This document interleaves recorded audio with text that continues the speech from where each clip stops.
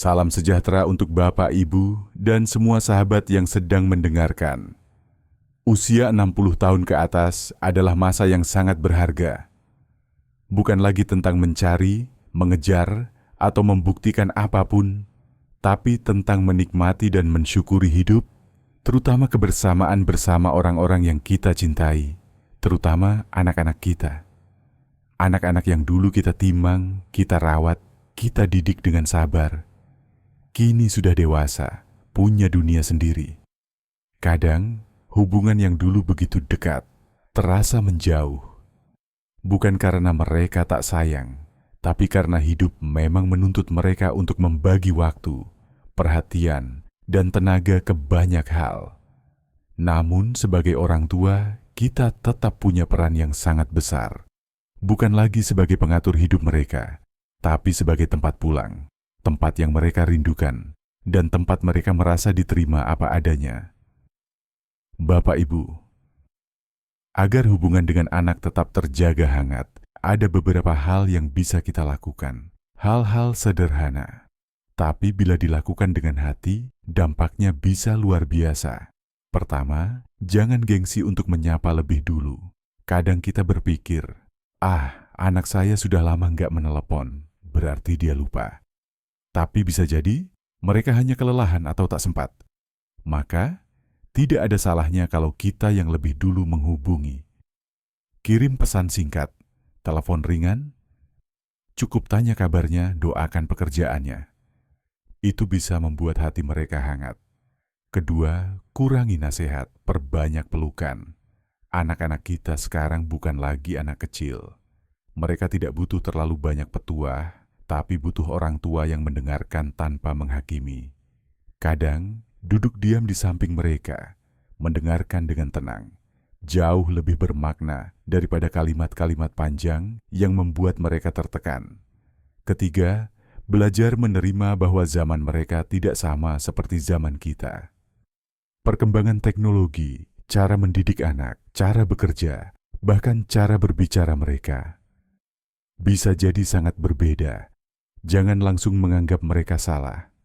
Cobalah untuk memahami, meski mungkin sulit.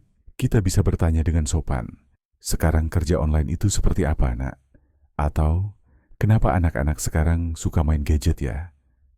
Dengan begitu, kita membuka ruang untuk berbicara, bukan saling menghakimi. Keempat, jaga nada bicara. Ini seringkali tidak disadari. Kadang maksud kita menasihati, tapi nada kita terdengar tinggi atau menyudutkan. Anak-anak yang sudah dewasa sangat peka dengan hal ini. Maka, mari kita bicara dengan lembut, penuh kasih.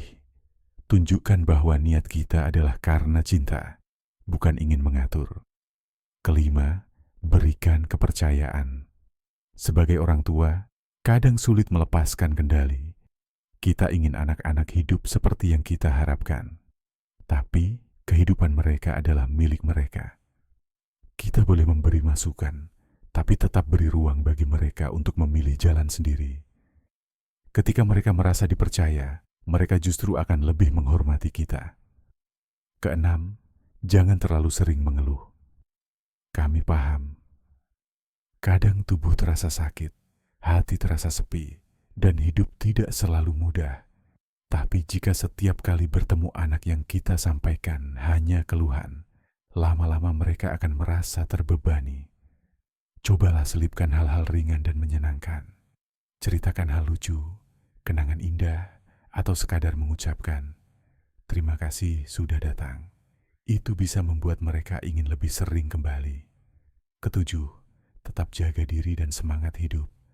Anak-anak akan lebih tenang jika tahu orang tuanya sehat dan bahagia. Maka, rawat kesehatan, makan yang baik, tetap beraktivitas, ikut kegiatan sosial, atau sekadar jalan pagi di sekitar rumah. Semangat hidup kita akan menular kepada anak-anak. Dan mereka akan merasa bangga punya orang tua yang tetap kuat dan positif. Kedelapan, doakan mereka dengan tulus.